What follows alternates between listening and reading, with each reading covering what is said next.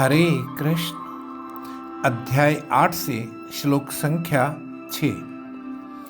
यम यम वापि स्मरन् भावम त्यजत्यन्ते कलेवरम तम तमे वैति कौन्तेय सदा तद्भाव भावित हा।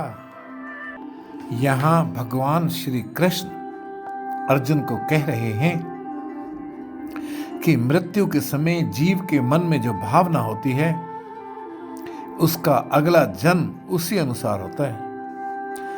आत्मा के पुनर्जन्म और मृत्यु के समय के विचारों की महत्ता क्या है वो इस श्लोक में नजर आती है। मनुष्य के अंत समय के विचार उसके अगले जीवन की दिशा तय करते हैं।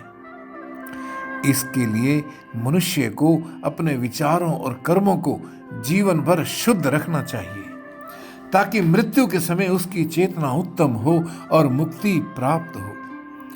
सदा अच्छे विचारों का पालन करना चाहिए ताकि मृत्यु के समय मन भगवान में स्थिर हो सके। अगर हम सोचें कि अंत काल में हम ईश्वर का स्मरण कर लेंगे तो ऐसा संभव नहीं होता, क्योंकि मृत्यु बहुत पीड़ादायक अनुभव होता है। उस समय मन के स्वभाव के विरुद्ध विचार आते ही नहीं, चिंतन को बदलने का अवसर ही नहीं मिलता। चिंतन तो स्वभाव के अनुसार ही होगा ना। जीवन की यात्रा में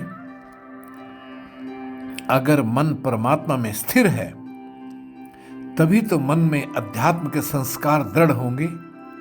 अगर स्वभाव से ही मन भगवान के साथ एकीकृत होने का है तो भगवान जरूर याद आएंगे। सोने से पहले हम जिन बातों को याद करते हुए सोते हैं तो नींद खुलने के बाद भी वही बातें, वही विचार, वही भाव सबसे पहले याद आने लगते हैं। मित्रों, ऐसा समझो कि हमारा जन्म बैंक में रखे सेविंग अकाउंट की तरह है। अच्छे कर्म उस अकाउंट में जमा होते रहते हैं और बुरे कर्म उस अकाउंट के बैलेंस को कम करते रहते हैं। अकाउंट का बैलेंस हमारे अगले जन्मों की रूपरेखा को तैयार करता है।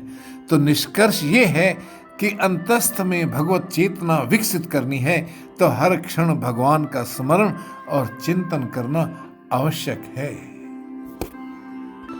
क्योंकि उस चिंतन को बदलने का मौका ही उपलब्ध नहीं होता।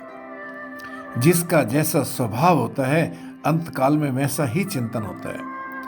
परंतु मनुष्य इस अमूल्य जीवन का महत्व ना समझकर भोग और संग्रह में लगा रहता है, जन्म मरण के चक्कर में फंसा रहता है। तो मित्रों, ये था अध्याय 8 से श्लोक संख्या 6।